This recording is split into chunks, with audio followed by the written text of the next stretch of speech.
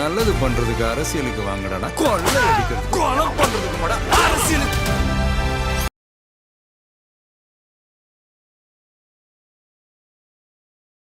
இன்பநிதி ஐயாவையும் நான் முதலமைச்சர் ஆக்கிட்டு தான் சாகணும்னு ஒருத்தன் பேசினா பார்த்தீங்களா? ஆப்ஷன் இருந்தால் செத்துருன்ட்டாங்க மக்கள். சார் உண்மை. பாரு, இது நடக்க போகிறது இல்லை. உனக்கு ஒரு ஆப்ஷன் வருதுனாக்கா பேசாமல் போய் இப்பயே நிம்மதியாக போயிரு. அந்த உள்ள விஜய் வீட்டை விட்டு வெளியே வா எலெக்ஷனே காலையில் தெரிண்டானார்ல, தெரிஞ்சா 4ஆம் தேதி தெரியும். இதை தாண்டி சார் நீங்கள் அவர் முதலமைச்சராக எதிர்கட்சி தலைவரானதுலாம் 2வது சார். அவர் மேலே நீங்கள் ஏதாவது ஒரு தேவையில்லாத வேலையை செய்கிறதுக்கான முனைப்பு எடுத்தீங்கன்னாக்கா எலெக்ஷன் வந்துக்கிட்டே இருக்கும். அவ்வளோதான் சொல்ல முடியும். இடைத்தேர்தல் சொல்ற மாதிரி சொல்லிட்டு இருக்கீங்க. ஆமா சார், 4 ஸ்டேட்ல நான் பாக்குற வேலைய சாமி படத்துல வர மாதிரி தான் சொல்றாரு போல. 10 பேர் கேட்டீங்க பாருங்களா, நீங்க ஒருவேளை தவைக்கா ஆட்சிக்கு வரல, வேற ஏதாவது 3வது இடமோ இல்ல தப்பி 2வது இடமோ அவரு அப்படிதான் இருப்பாரு. அவர் வாயிருந்தது ஆள் இருக்கிற நேரமா பார்த்து போட்டு போறீங்களா? ஓஹோ, என் கூட உட்காரும் போது இப்படி, ஜோ கூட உட்காரும் போது அப்படி பேசி வச்சிருக்கீங்களா? ஆமா, அப்படியே கேக்குறாங்க. நீங்க அவரு கூட உட்கார்ந்து பேசும்போது மட்டும் இதாக ஜாலியா இருக்கு, இங்க வந்து உட்கார்ந்து பேசும்போது மட்டும் டிவிக்கே வராதுன்றீங்க, இதாகாதுன்றீங்கன்னு. சக்தி அவரு கூட உட்காந்து இல்ல சக்தி அவரு கூட உட்காரும் போது நான் அப்படி பேசுனா அவரு என்ன நினைப்பாரு? சார் எப்படி சார் பேடிஎம்மா? கேஷ் ஒன்லி கேஷ் பேடிஎம்ல அவனா கண்டுபிடிச்சிருக்காங்க. எப்படி சார் அவங்க கையில கையிருப்பே 10,000 தான் இருக்கு, எப்படி கொடுப்பாங்க? அது இவரு கொடுப்பாரு. யாரு? இவரு. ஓ சேகர் பாபு. ஓ எப்படி இருந்துச்சு அப்படின்னு கேட்டுட்டு இல்ல இல்லங்க, நான் இப்போ சார் தாவேக்கால இருக்குன்ற எங்க கொண்டாட்டத்தை நாங்க ஷேர் பண்ணவே கூடாதுன்னு தடுக்கலாமா? பண்ணுங்கன்றேன். இப்போ அவரு வேற கட்சியா இருந்தாருன்னா நம்ம அப்படி அதுக்கேத்த மாதிரி கேட்டிருப்போம். கேட்க மாட்டேன். அது நீங்க ஏன்னா இங்க பாருங்க, ஒரு மூத்த பத்திரிகையாளர் கூட உட்கார்ந்து பேசுறீங்களாம். என்ன அவரை போட்டோ எடுத்து போட்டிருக்காங்க, அம்பி அன்னியன் ரெமோன்னு. புரியுதுங்களா? ஒரு மூத்த பத்திரிகை தான் சார், நான் போய் சொல்ல போட்டோ காட்டுறேன். இப்போ இந்த சுச்சுவேஷன், இப்போ நான் உங்கள்கிட்ட கேட்டேன் யாரு ஜெயிக்க போறா, என்ன நடக்குது அப்படின்ற சில விஷயங்கள்லாம் இது தெரியாம இது நடந்தா இப்படி. ஆனா இந்த தேர்தலையே கணிக்க முடியலன்னு ஒரு சம்பவம் இருக்குல்ல. இது வரைக்கும் இருந்ததுக்கு ஒரு அலை தெரியும். 2021 இல்லங்க டிஎம்கே தான் வருது, 2011 ஏடிஎம்கே தான் ஷூர் ஷாட் அப்படின்றது தெரிஞ்ச விஷயம். 2026 ஏன் மிஸ் ஆகுது? என்ன பிரச்சனை? என்ன பிரச்சனை? ஒரே பிரச்சனை தான் தமிழ்நாட்டில். இவ்வளோ ஆண்டு காலமாக 2 கட்சிகள் மாறி மாறி சாதியை வைத்து சாராயத்தை வைத்து அரசியல் பண்ணிட்டு இருக்க நபர்களுக்கு மத்தியில் ஒரு நபர் புதுசாக உள்ளே வராரு. அந்த நபர் ரொம்ப கான்ஃபிடென்ட்டாக நிற்கிறாரு. என்னன்னாக்கா ஃபஸ்ட் டைம் ஓட்டர்ஸாக இருக்கட்டும், யங்ஸ்டர்ஸாக இருக்கட்டும், அந்த நபர்கள் நமக்கு வீட்டுக்கு 2 பேர் இருக்கிறாங்க. இதை தாண்டி அந்த நபர்களால் தன் பெற்றோரை கன்வின்ஸ் பண்ண முடியும்னு அவர் நம்பினார். 3வது விஷயம், நம்ம அரசியல் காலத்துக்குள்ளே வர்றதுக்கான நோக்கம் ரொம்ப தெளிவாக இருக்குன்னு யோசிச்சார். யார் யார் கூட சேர்ந்து அவங்கள சிஎம் ஆகிட்டு மறுபடியும் அவங்கள கொள்ளடிக்க வைக்கிறது நம்மளோட நோக்கம் கிடையாதுன்னும் பொழுது எவ்வளவு அழுத்தம் கொடுத்தாலும், இன்னும் வெளிப்படையாக சொல்கிறேன் சார், உன்னை தூக்கி உள்ளே வச்சிருவேன்ற ரேஞ்சுக்கு மிரட்டினாங்க. நான் ஓப்பனாக சொல்கிறேன், எனக்கு தெரியும். தளபதி விஜய் அவர்களே தூக்கி உள்ளே வச்சிருவேன்ற ரேஞ்சுக்கு மிரட்டும் பொழுதும் நீ வச்சு பாருன்ட்டார் அவர். ரொம்ப சிம்பிளாக நடந்த விஷயம். நீ வச்சுக்கோ, பிரச்சனை இல்லைன்றார். ஆனால் அவர் தூக்கி வச்சா என்ன நடக்கும்ன்றது தான் அவங்களுக்கு தெரியும். இப்படிலாம் மிரட்டினாக்கா அவர் வந்துடுவான்னு நினச்சாரு. நீ என்ன செஞ்சாலும் என் நோக்கம் ரொம்ப தெளிவாக இருக்குது, இந்த மக்களோட நான் நிற்கிறேன்னு நினைக்கிறேன். இவ்வளோ பேர் புகழ் பணம்லாம் கொடுத்துட்டாங்க. சாமானியமாக 2 வயசு குழந்தை வரைக்கும் பாதுகாப்பு சூழல் வந்திருக்கும் பொழுது இந்த நேரத்துலையும் நான் பேசாமல் மற்ற நடிகர்கள் போல் ஒதுங்கி போகிறதோ, இருக்கக்கூடிய அரசியல் கட்சி தலைவர்லாம் உங்கள்கிட்ட 2 சீட்டுக்கு 3 சீட்டுக்கு காசை வாங்கிட்டு உட்காந்து 3 சீட்டு விளையாடுற மாதிரி உங்க கூட சேர்ந்து விளையாடுறதுக்கும் நான் வரல அப்படின்றது 2வது. 3வது விஷயம் பார்த்தீங்கன்னாக்கா அவருடைய பலம் என்னன்றது அவருக்கு தெரியும். தன்னை சுற்றி எத்தனை கோடி மக்கள் அவர் பேரன்பு கொண்டு நேசிக்கிறாங்கன்னு தெரியும். அவர் ஒரு விஷயத்தை இனிஷியேட்டிவ் எடுத்தார்னா அது எவ்வளோ பெரிய வைபாக மாறுன்றது அவருக்கு தெரிஞ்சதுக்கு போன்று ரொம்ப கான்ஃபிடண்ட்டாக நின்னார் சார். நல்லா யோசிச்சு பாருங்கள், தனித்து விடப்பட்ட விஜய் தானே பேசினானுங்க. அவர் அவ்வளோதான், இதோட முடிஞ்சிருச்சு, அரசியல் கேரியரும் முடிஞ்சிருச்சு. திருப்பி சினிமாவுக்கு கதை கேட்டார், அடுத்த படம் நடிக்க போகிறேன் என்னென்னலாம் சொல்லி பிஜேபி பக்கம் அது இதுன்னு இவ்வளவு சொன்ன பொழுதும் நாங்கள் தான் ஜெயிப்போம், தாவேக்கா காணா போயிடும், இன்னும் சொல்ல போனால் எலெக்ஷன் முடிஞ்ச கையோடு ஒரு ஃபாரின் போயிடுவார், அங்கே போயிடுவார், இங்கே போயிடுவார்னு உருட்டினாங்க. அத்தனையும் உடஞ்சிச்சு பாருங்கள். எலெக்ஷன் முடிஞ்சதுக்கப்புறம் மனுஷன் இங்கே தான் இருக்கிறாப்புல, சொன்னமெல்லாம் ஊரை விட்டு ஓடிக்கிட்டு இருக்கிறாங்க. கரெக்டுங்களா? இவரால் தனித்து ஒன்றுமே செய்ய முடியாதுன்னு சொல்ல நபர்கள் நான் தான் ஜெயிப்பேன், நாங்கள் தான் ஜெயிப்போம்னு சொல்ல ஒரு கட்சியும் நாங்கள் ஜெயிப்போன்னு வாய் திறந்து இப்போ சொல்கிறதுக்கு வாய் வராமல் என்னடா அந்த மனுஷன் அளவுக்கு செஞ்சுவிட்டான். ஒரு மனுஷனை எப்போ இவ்வளோ பேர் நேசிக்கிறாங்க? அரசியலுக்குள்ளே வந்து மக்களுக்கு வந்து அள்ளி கொடுக்கல, ஒன்றுமே செய்யலைன்னும் பொழுது கண்ணுக்கு முன்னாடி இன்னொரு ரெஃபரன்ஸ் வருது. எம்ஜிஆர் இப்படி தான் செஞ்சாங்க, இப்படி தான் அடித்தாங்க, இப்படி தான் படத்தை தடுத்தாங்க, கடைசியில் அவர் வந்து நின்னார், மக்கள் ஓட்டு போட்டு ஜெயிக்க வச்சதுக்கு பிறகு அவர் இருக்கும் வரை அவர் தான். அப்போ அதே நிலைமை இவருக்கு வரும் அப்படின்னும் பொழுது இந்த புரட்சி, இந்த ரெவல்யூஷன் பிஜேபிக்கு ஒரு நடுக்கத்தை ஏற்படுத்துது. நீங்கள் இன்பநிதியோட கனவுலையும் உதயநிதி கனவுலையும் 1 லாரி மண்ணை வாரி போட்டாச்சு, அதில் வந்து எந்த சந்தேகமும் கிடையாதுன்னு வச்சுங்களேன். இனி வந்து இன்பநிதி ஐயாவையும் நான் முதலமைச்சர் ஆக்கிட்டு தான் சாகணும்னு ஒருத்தன் பேசினா பார்த்தீங்களா, ஆப்ஷன் இருந்தால் செத்துருன்ட்டாங்க மக்கள். சார் உண்மை பாரு, இது நடக்க போகிறது இல்லை. உனக்கு வந்து உனக்கு ஒரு ஆப்ஷன் வருதுனாக்கா பேசாமல் போய் இப்பயே நிம்மதியாக போயிடு, அந்த உள்ள வந்து இனி வரதுக்கான வாய்ப்பு இல்லைன்னும் பொழுது இது ஒரு பக்கம். அப்போது இவருடைய இந்த இந்த இந்த புரட்சி இருக்கு இல்லையா, இதை கண்டு பிஜேபி எடுக்கக்கூடிய ஒரு அச்சம் என்னன்னாக்கா, இதே போல் மற்ற ஸ்டேட்லேயும் நடிகர்கள் உள்ளே வந்துடக்கூடாது. ஸோ அப்போது நான் எதிர்பார்க்குறது என்னன்னாக்கா, இது ரிசல்ட் ரொம்ப பாசிட்டிவாக இருக்கும் சார். அதற்கு பிறகு பிஜேபி அவர் மீது கொடுத்துருக்கக்கூடிய தாக்குதல்ன்றது கடுமையாக இருக்கும். அப்புறம் தாக்குதல் கடுமையாக இருக்கும், ரொம்ப கடுமையாக இருக்கும். அவரை சார்ந்து இருக்கக்கூடிய நபர்கள் மீது வழக்கு, அரஸ்ட்டு, கட்சியை உடைக்கக்கூடிய வேலை, பேரம் பேசக்கூடிய வேலை எல்லாமே நடக்கும். துதிக்கோர் நடக்கும். கூட இருக்கிற நபர்களை உடைச்சு சின்ன பின்னமாக்கி விஜயகாந்தை எப்படி செஞ்சு தனிமைப்படுத்தினாங்களோ அதை விட மோசமாக செய்வார்கள். ஏன்னா இது ஒரு ரெவல்யூஷன், ஒரு முன்மாதிரியாக வந்து நின்றுட்டாரு. இப்படி ஒரு புரட்சி நடக்கல. வரலாற்றில் சுதந்திரம் பெற்றதுலேருந்து இப்போ வரைக்கும் இவ்வளோ பெரிய ஓட் பேங்கிங்கில் இவ்வளோ பெரிய ஒரு ஓட் பேங்கிங் பர்சன்டேஜ் வரல தமிழ்நாட்டுக்கோ பாண்டிச்சேரிக்கிற பொழுது. அப்போ இதை எல்லாரும் முன்னெடுக்க ஆரம்பிச்சிட்டா, இந்தியாவை ஹிந்துத்துவ நாடுன்னு அனௌன்ஸ் பண்ணணும்னு சொல்லி ஆர்எஸ்எஸ் பிஜேபி ஒரு கனவு கண்டுட்டு இருக்குல்ல, அது வாய்ப்பு இல்லைல்ல. திமுக இருக்குல்ல உங்களுக்கு, இல்ல அது திமுக, அதாவது திமுக அழிகிறதானே பிஜேபிக்கான ஒரு இது அஜெண்டாவே. ஃபர்ஸ்ட் திமுகவும் போது இங்க இருந்து எடுக்கணும் அப்படின்றது எங்க எடுத்தாங்க, ஆட்சியில இருந்து எடுக்கணும்ன்றது வந்து வந்து அந்த இதெல்லாம் கூட முதலமைச்சர் கொளுத்தினாரே சார், அந்த நகல்லாம் கூட கொளுத்தி மாஸ் காட்டினார்ல சார். நீங்க பாபர் மஸ்ஜித் இடிச்ச உடனே ஆளா போய் குத்த வச்சு நான் அவங்க கூட கூட்டணி வரேன்னு சொன்னது யாரு? திமுக. திமுகவை அப்போவே நினச்சா அழிச்சிருக்க முடியுமா? ஏன் அழிக்காம விட்டு வளர்த்து வச்சிருந்தான்? திமுகவை வளர்த்து உள்ள கொளுத்து போக வச்சு எச்ராஜா முதல் கொண்டு எம்எல்ஏவை ஆக்குனது திமுக. அந்த திமுகவுக்கு ஃபுல் சப்போர்ட் பண்ணது பிஜேபின்னும் பொழுது இவர்கள் 2 பேருமே சார் மம்தா வெளிப்படையாக சொல்லலையே சார், நமக்கு தெரியும் இல்லை. அப்போ முழுக்க இந்த 3 டீமே ஒரே டீம் தான், சாரி 4 டீமுமே. அண்ணன் வந்து பிஜேபிக்காக மும்பையில் போய் ஓட்டு கேட்டு பிஜேபி கூட சார்ந்து சுற்றிக்கிட்டு இருக்கிறாரு. இன்னும் சொல்ல போனீங்கன்னாக்கா இப்போ சமயமாக அவருடைய பதிவு பாருங்கள், அவர் இன்ஸ்டாகிராம்லேயா அவருடைய வாட்ஸ்அப் ஸ்டேட்டஸ்லேயோ அவர் வச்சிருந்த பதிவு மிக சர்ச்சையான பதிவு. பிஜேபிக்கு ஆதரவாக ஒரு பதிவு ஒன்று வச்சிருக்கிறாரு. திமுக பிஜேபியோட இணக்கமாக இருக்குது. அதிமுக சொல்லவே வேணாம், அவங்க என்ன சொல்கிறாங்களோ உள்ளே ஐயா தான். நம்ம ஓபிஎஸ் அவர்கள் வந்து அங்கே சொன்னதை கேட்டார், இப்போ இங்கே சொன்னதை கேட்டார், எல்லாம் ஒரே கேட்டகரி. அப்போ இந்த 4 பேர் என்ன செய்யறாங்க? நீங்கள் பெரிய ஆளாக இருந்தால் நீங்கள் ஒரு அடுத்த ஒரு பெரிய இந்த கட்சியில் பெரிய ஆளாக இருந்தால் உங்கள் சொல்கிறதையும் அவர் கேட்பாரு. யார் சார்? ஓபிஎஸ். சரிங்களா? சரி விடுங்க, அவர் விட்டுருங்க. ஆக மொத்தம் இவங்க எல்லாருமே ஒன்றா தான் இருக்கிறாங்கன்னும் பொழுது அப்போ விஜய் அவர்கள் தனி மனுஷனாக இந்த மாதிரி விஷயத்தை செஞ்சதுனால நிச்சயமாக இவர் மீதான கடுமையான தாக்குதல்கள் அதிகமாக நடைபெறுவதற்கான வாய்ப்பு ஜாஸ்தி. பட் அவர் தனியால் நினச்சிட்டு எவனும் தொற்ற விட்டுறதுக்கான முயற்சி எடுக்காத, சிதைச்சி விட்டுருவாங்க. அதை மாதிரி நான் சொல்கிறேன். ஏன்னா தமிழ்நாடு அவர் மீது வைத்திருக்கக்கூடிய அன்பை வெளிப்பட எப்படி எலெக்ஷன் அவர் சொன்னார்ல, விஜய் வீட்டை விட்டு வெளியே வா, வீட்டை விட்டு வெளியே வா, எலெக்ஷனே காலையில் தெரிண்டானார்ல, தெரிஞ்சா 4ஆம் தேதி தெரியும். இதை தாண்டி சார் நீங்கள் அவர் முதலமைச்சராக எதிர்கட்சி தலைவரானதுலாம் 2வது சார், அவர் மேலே நீங்கள் ஏதாவது ஒரு தேவையில்லாத வேலையை செய்கிறதுக்கான முனைப்பு எடுத்தீங்கன்னாக்கா எலெக்ஷன் வந்துக்கிட்டே இருக்கும். அவ்வளோதான் சொல்ல முடியும். சொல்ற மாதிரி சொல்லிட்டு இருக்கீங்க.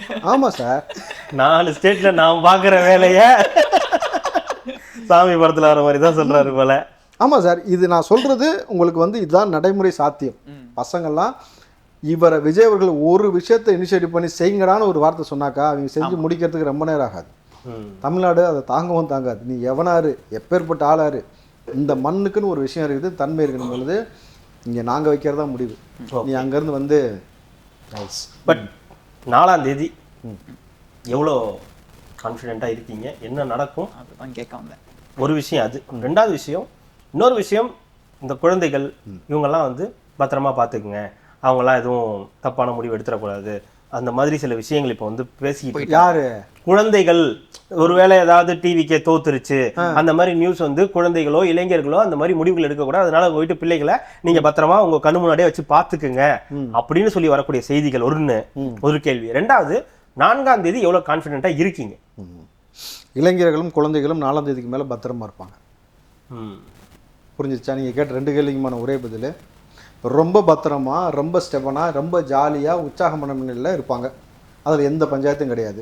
அதற்கு மேல் நீ குழந்தைகள் மீது கை வைக்கணும்னு நினைக்கக்கூடிய பொறிக்கு போய் எல்லாமே நீ எங்கே புழலுக்கு போறியா, எங்கே போகிறன்றது தெரியாது. ஆனால் ஒன்று, இதற்கு மேலே உங்களுடைய ஆட்டம்ன்றது தமிழ்நாட்டில் இருக்காது சார். ரொம்ப கான்ஃபிடண்ட்டாக இருக்கிறதா தாண்டி ரொம்ப நம்பிக்கையாக இருக்கிறோம். ஏன்னா ஒரு அரசியல் வரலாற்றிலேயே இந்த ஸ்டேட்டில் இருக்கக்கூடிய, தமிழ்நாட்டில் இருக்கக்கூடிய இருக்கட்டும், இப்போ பிரசாந்த் கிஷோர் போன நபர்களாக இருக்கட்டும், அல்லது வெளி மாநிலத்து வரைக்கும் வந்து ஸ்ட்ராட்டஜியை வகுக்கக்கூடிய யாராலையும் கணிக்க முடியாத ஒரு ஸ்டேட்னா தமிழ்நாடு. இந்த 2026 எலெக்ஷன் இதற்கு ஒரே காரணம் தளபதி விஜய் அவர்கள் தான். அப்போது யாராலையுமே இவ்வளோ வருஷம் அனுபவம் வச்சுட்டும் கணிக்க முடியலனாக்கா, அப்போ எவ்வளோ யங்ஸ்டர்ஸோடைய இன்புட் அங்கே இருக்குது, எவ்வளோ பேர் பக்கபலமாக நிற்கிறான்னு தெரியுதுல்ல. நாங்கள் ஏன் கவலை பண்ணோம்? இன்னொரு விஷயம் சொல்கிறேன், அந்த குழந்தைங்க உங்களை காரி துப்பி நீ மன உளைச்சல் காலையிறாது 4ஆம் தேதிக்கு மேலே கேட்பான்ல ஒரு கேள்வி, நீ 70 வருஷமா பிடுங்கிறத பார்த்தியா இப்படி சொல்கிறீங்க. நான் என்ன சொன்னேன், இந்த 60, 65, 70க்கு மேலே இருக்காங்கல்ல, நீங்களாம் கொஞ்சம் பத்திரமா மனதளவில் பாதிக்கப்படாம ஏன் சேஃபா திமுக ஆதரவு பை எலெக்ஷன் வந்துட்டு போட்டான். அவங்கள சொல்லல சார், ஓ சரி சரி, இவங்கள சார், அவங்கள வீட்டில் இருக்கக்கூடிய திமுக அவங்களாம் இருக்காங்க இல்லையா, அந்த பிளட்ல இருந்து இருக்குங்களா அவங்களாம். அவங்களுக்கு ஒரு ஷாக்கில் அவங்களுக்கு தெரியும் ரிசல்ட். அப்படியா சார்? அவன் தான் வீட்டில் இருக்க போய் காது மேலே வச்சு ஓட்டு போட வச்சிருக்காங்க டிவி கேக்கு. இப்போ அவங்களுக்கு தெரியாதா? கன்ஃபார்மாக வந்து அவங்களுக்கு தெரியும் சார். நான் சொல்கிறது, இந்த சீனியர் மோஸ்ட் நம்பர்கள்லாம் ஒரு வாட்டி இந்த ஃபுல் செக்கப் உடம்புக்கு எடுப்பாங்கல்ல, ஃபுல் செக்கப் எடுத்து இந்த பிபி மாத்திரலாம் வாங்கி வச்சுட்டு கொஞ்சம் ரிலாக்ஸ் இருந்தாலும் 4ஆம் தேதி வந்து டக்குன்னு ஒரு மாதிரி பிபி ரைஸ் ஆகுது, சுகர் ஒரு மாதிரி குறையிறது, நடுக்கம் வருது, இந்த மாதிரி பிரச்சனைகளை தடுத்துக்கலாம். என்ன சொல்கிறீங்க? தான் கேட்குறாரு, சொல்லுங்க. ஏன்னா உங்களுக்கு தெரியும்ல நிலவரம். அதுதான் சார், அவரே காலை வலிக்குதுன்னு இப்பதான் காலை நீட்டிட்டு உட்காந்துருக்காரு. அவர்கிட்ட போயிட்டு இல்ல பொதுமக்கள் நம்மளே பார்த்துட்டு தான் இருக்கோம். ஆமா சார், எல்லாரும் கேட்டா யாரை கேட்டாலும் டிவிக்கு ஓட்டு போட்டோம், டிவிக்கு ஓட்டு போட்டோன்றாங்க.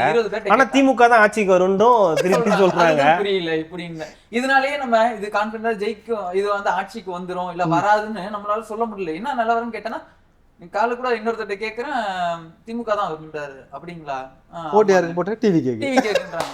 எனக்கு ஒண்ணுமே புரியல. யாரை கேட்டாலும் நான் ஓட்டு டிவி கேட்க போடுறேன்றாங்க. ஆனா எப்படா திமுகவுக்கு வரும் அப்படின்னா எனக்கு ஏன் அப்படி சொல்றாங்கன்னா, பூரா பேரும் திமுக காசு கொடுத்து வச்சிருக்கான், நம்ம ஆளுங்க எல்லாரும் வாங்கிட்டாங்க.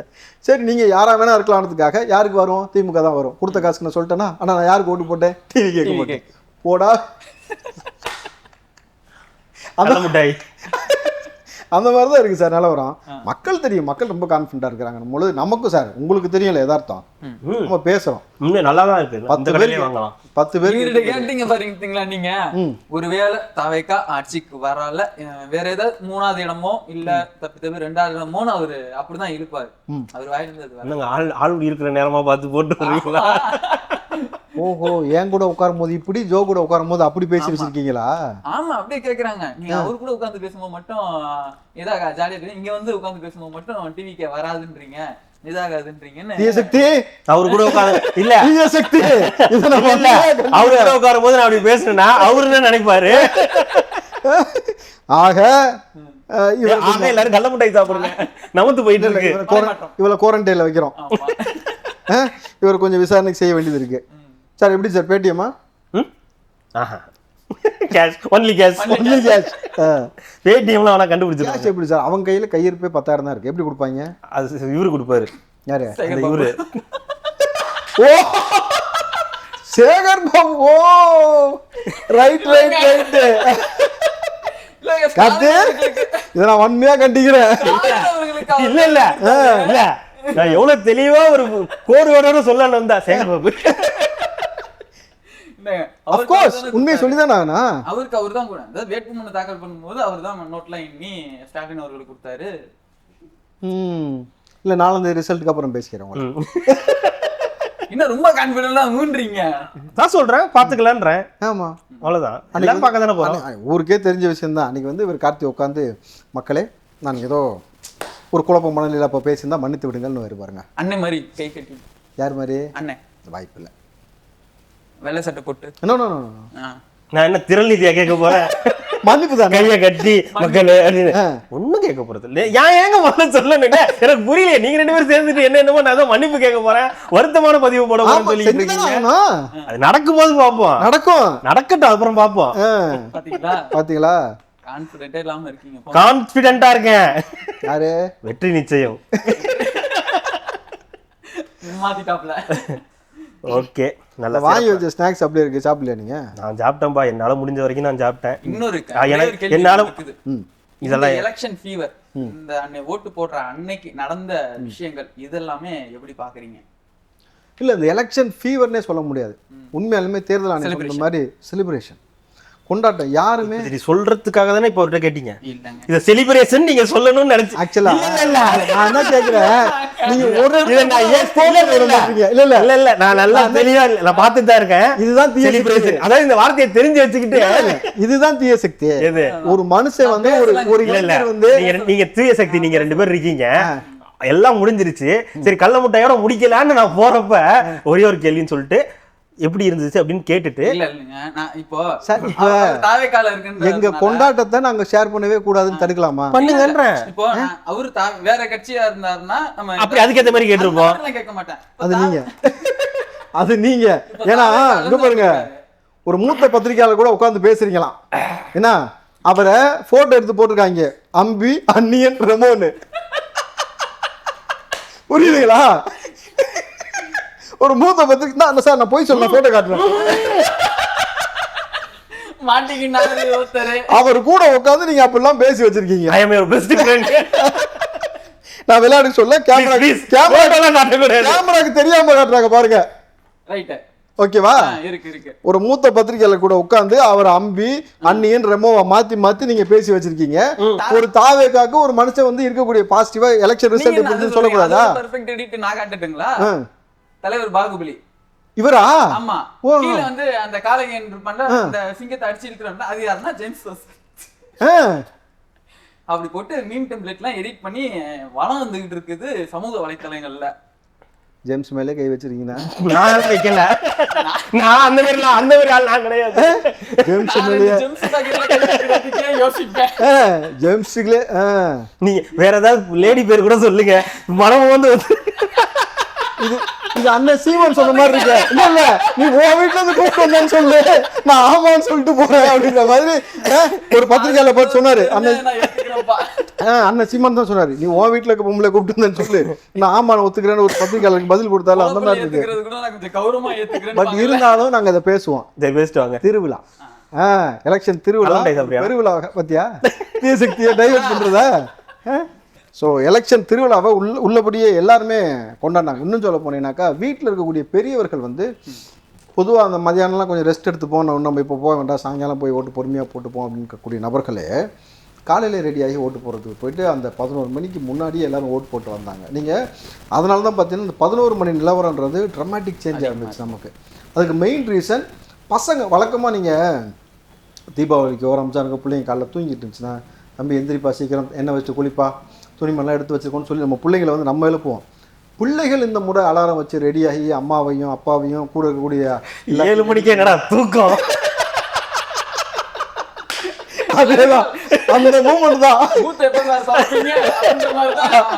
அது கரெக்ட். பிரபாவின் சார் போனதான் கடை எப்போ சார் தரப்பேன், நீங்க மாதிரி பூத் எப்போ தரப்பேன்னு கேட்டுட்டு இந்த பக்கம் அப்பா ரொம்ப டயர்டா தூங்குறாரு, 7 மணிக்கு அப்பா அப்பா அப்பா வேணாங்கன்னு எந்திரா அப்படின்ற மாதிரி எல்லாத்தையும் எழுப்பி கூப்பிட்டு போய் ஓட்டு போட வச்சு இந்த ஒரு உற்சாகம் சார். ஒரு எலெக்ஷனை வந்து ஒரு ஜனநாயக முறைப்படி ஒரு நபரை வந்து தேர்வு பண்ணி அவங்களுக்கு கீழே நம்ம ஆட்சி செய்ய போகிறோன்றதை தாண்டி, அன்னைக்கு நான் தான் நீதிபதி, அதாவது நாளைக்கு யார் ஆள போகிறாங்களோ அவங்கள தேர்ந்தெடுக்கக்கூடிய நீதிபதி அப்படின்ற ஒரு அடிப்படையில் ஒவ்வொருத்தரும் அவ்வளோ உற்சாகமாக வந்து இந்த எலெக்ஷன் கேம்பெயினில் வந்து கலந்துக்கிட்ட விஷயத்தை தாண்டி ஓட்டு போகிற அன்னைக்கு அத்தனை பேரும் களத்தில் நின்றுட்டு, நான் போன இடத்துலலாம் கல்யாணம் முடிச்ச கையோட தாலி கட்டின கையோட வந்து 2 பேரும் ஓட்டு போட வந்திருந்தாங்க. 2 பேரும் அங்கேயே ஓட்டு போடுறாங்களா? ஏன் போட பக்கத்து வீடா இருப்பாங்க? இல்லங்க, ஒரு கல்யாண பொண்ணு எந்த வீடு, மாப்பிள்ளை அந்த மாதிரி கேட்டாங்க. அதே ஏரியா. ஓகே, சொல்லுங்க, அதுக்கு விளக்கம் கொடுங்க. அதாவது இதனால முடியல. நீயே யோசிச்சு பாருடா, 2 பேர் கல்யாணம் இருக்குதா, ஒரே பூத்துல வந்து ஓட்டு போடுறாங்களாண்டா, என்னடா லாஜிக் இது? பக்கத்து வீடா இருக்கலாம், ஒரே ஏரியா கூட இருக்கலாம். கார்த்தி சார் எந்த காலத்துல இருக்கீங்க? இங்கதான் இந்த 2020 இந்த காலத்தில் அழகாக அவங்க பாட்டுக்கு ஒன்றா படித்தாங்க முடித்தாங்க வேலை பார்த்தாங்க லவ் பண்ணி ஒன்றா கல்யாணம் முடிச்சு சந்தோஷமாக வந்து ஓட்டை போட்டு போகிறாங்க. அதெல்லாம் கரெக்டு தான். ஆனால் அதுக்கெல்லாம் காரணம் யாரு? இந்த மாதிரி கல்யாணங்கள் இப்படி நடக்கிறதுக்கு காரணம் யாரு? யாரு? அவங்க தான். கல்யாணம் நடக்கிறது எல்லாம் நடக்கிறது. ஒருத்தர் காதலிச்சு கல்யாணம் பண்றதுலாம் சாதாரண விஷயம் கிடையாதுல்ல. ஓ ஆமா ஆமா, அதுக்கு மேலே தான் நீங்கள் தூக்கி கொண்டு போய் பாலியல் பண்ணிட்டுருங்க. அதானே, அதுக்கு மேலே நீங்கள் தூக்கி கொண்டு போய் பாலியல் பண்ணிவிட்டு ஆட்சியில் 76 வயசானாலும் விட மாட்டேன் விட மாட்டேங்கிறான்ல. இது வரைக்கும் பாதுகாப்பு இல்லதான். இதுக்கெல்லாம் காரணம் 76 வயசு என்ன கல்யாணம் பண்ணாம வச்சுக்க சொன்னா அதனாலதான் மண்ணுன்றாங்க. இது அந்த இல்ல 30 வயசாச்சு இன்னும் கோபம் போடுறான். இது அது கிடையாது. முறையா கல்யாணம் முடிச்சு மகிழ்ச்சியா வந்து ஓட்டு போட்டு சந்தோஷமா அங்க இருந்து கிளம்பக்கூடிய காட்சியை நான் பார்த்தேன். அண்ணன் டிவி கேக்குன்னு சொல்லிட்டு போனாங்க. நம்ம இந்த மாதிரி பேசுறாங்கல்ல, இந்த திமுகக்காக பேசக்கூடிய ஆட்கள் எல்லாம் பார்க்கும்போது இஞ்சி தின குரங்கு மாதிரியே அது ஒரு பக்கம். இன்னொரு தவறு சிவனேன்னு கோலம் போட்டிருந்த புள்ளைய கெடுத்தது நீனு, இது நான் கெடுத்தேன் நீ அதை பார்த்த. ஆமா இல்லை சார், உண்மையாலுமே அன்னைக்கு பூத்தில் உட்காந்துருப்பாங்கல்ல, அது பூத் மாதிரிலாம் இல்லை திமுக. அதிமுக கூலாச குக்கும்பர் அவங்க பூச்செல்லாம் பார்த்தப்ப இல்ல பழைய டெலிபோன் பூத்து இருந்தது. அவ்வளவுதான், நீங்க எதுவும் தப்பா எடுத்துக்கூடாது. அப்படிதான் இருந்துச்சு அத்தனை பேரோட மூஞ்சி. ஏன்னா வரவெல்லாம் ஒரே சிம்பிள் அழுத்துறான், அந்த பாட்டு லூஸ் ஆகுது. வராலாம் இங்கே டிவிக்கோடைய பூத்துக்கு வந்துட்டு போகிறான் ஓட்டு போட்டுக்கிட்டு இருக்கான பொழுது அவங்களுக்கு அன்றைக்கி வேலையே இல்லை. அவங்களுக்கு வெட்டியாக உட்காந்துட்டு அன்றைக்கி வந்து சோறு வாங்கி சாப்பிட்டு காசு வாங்கிட்டு போனாங்கன்ற பொழுது எனக்கு உள்ளபடி இந்த எலெக்ஷன் 4ஆம் தேதி நடக்கக்கூடிய அந்த ரிசல்ட்டு என்னவாக இருக்குன்றது தமிழ்நாட்டு மக்களுக்கும் தெரியும், நமக்கும் தெரியணும் பொழுது நிச்சயமாக தேர்தலுக்கு ரிசல்ட்டுக்கு பிறகு அது குறித்து ஒரு சிறப்பு நேர்காணல் இன்னொரு வேற செட்டப்ல அருமையாக பண்ணுவோம் சார். கண்டிப்பா இதை விட நிறைய வாங்கி வச்சு இன்னும் விதவிதமா நிறைய ஸ்நாக்ஸ் வாங்கி வச்சு கடைசி வரைக்கும் நான் எடுத்த இந்த ஒரு இந்த ப்ரோக்ராம் இது சாப்பிடாம இது முடியாது. நீங்க இதை சாப்பிடுறீங்க அப்பதான் இந்த ப்ரோக்ராம் முடிக்கிறோம். நீங்க முடிக்க சாப்பிடுங்க, ஏன்னா மக்களுக்கு ஆகாது. எடுத்து கடிங்க, பொறுத்துக்குங்க. ஜோ கடிச்சு சாப்பிட போறாரு, பொறுத்துக்குங்க. அந்த சத்தம் வந்து நமத்து போச்சா கடிக்கிறது புரியுதா? நம்ம எவ்வளவுதான் சுட சுட செஞ்சாலும் அதை நமுத்து போக வைக்கக்கூடிய தீய சக்திகள் இங்க இருக்கு. இது அப்படியே எடுத்து கவுக்கலான்னு எனக்கு தோணுது. தட்டு பொருள் வீணா போயிடுவேன்றதுக்காக நான் அமைதி காக்குறேன். சக்கரம் முடிங்கய்யா. வேத நான் போட்டது அப்படின்ற மாதிரி கடலை முட்டாய் முடிஞ்சிருச்சு. பிகில் மாதிரி செய்யலாம். எப்படி சார் அப்படின்னு அப்படி செய்வாரு. அந்த மாதிரி எனக்கு எதுனாலுமே இதுதான் ரொம்ப பிடிச்சிருக்கு. அதாவது 70 வருஷமா இங்க இருந்து ஆட்டம் போட்டுக்கிட்டு இருந்த நீ பிள்ளைங்க மீது, பொம்பளை பிள்ளைங்க மீது, பெண்கள் மீது கை வைக்கிறதுக்கு இந்த மாதிரி பொறுக்கித்தனம் பண்ணவன ஆட்சியை விட்டு அகட்டினவன் யாரா வேணா இருக்கலாம். ஏன் இந்த ஐபிஎஸ் விஜயகுமாரா வேணாலும் இருக்கலாம். அப்படி கூட முடிக்கலாம். அவங்க ஒரு மாதிரி முடிக்கலாம்னு நினைச்சேன், அவர் ஒரு மாதிரி ஒன்று முடிக்கிறாரு. இல்லை முடிச்சிருவோம்.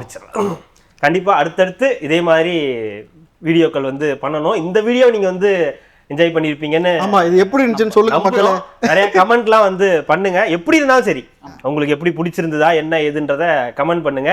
அதே மாதிரி அந்த கடலை மிட்டாய் சாப்பிட விடாம தடுத்தது குறித்து நீங்க கமெண்ட் போடலாம். கமெண்ட் பண்ணலாம். ஜோ பாவம் இதுதான் வாங்கணுமா இல்ல வேற ஏதாவது வாங்கி வச்சு நம்ம ஏதாவது ப்ரோக்ராம் பண்ணலாமா அப்படின்றத கூட நீங்க வந்து சொல்லலாம். அது வந்து அந்த அவங்க சேனலுக்கு போய் பண்ணுங்க. உங்க சேனல்ல ஊபி சேனலுக்கு உத்தரப்பிரதேசமா இருக்கட்டும்.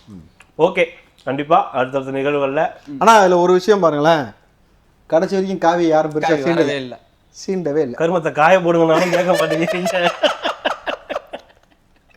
ஒரு வாரம் நான் கடிச்சு பார்த்தேன், கன்றாவே இருந்துச்சு, தூக்கி போட்டோம். அவ்வளவுதான். நீங்க சார்? அறவே ஆகாது. அதனாலதான் நம்ம வந்து கடலை மிட்டாய் பக்கம் போயிட்டோம். நல்லா இருந்தது. உங்களால எப்படி சார்? அப்படித்தானா? புரியலையே. இனிப்புகள் முடிச்சிடலாம். கண்டிப்பா அடுத்தடுத்த நிகழ்வுகள்ல தொடர்ந்து பேசலாம். மிக்க மகிழ்ச்சி. நன்றி. மக்களுக்கு நல்லது பண்றதுக்கு அரசியலுக்கு வாங்கடா, கொள்ளை அடிக்கிறது, கொலை பண்றதுக்கு அரசியலுக்கு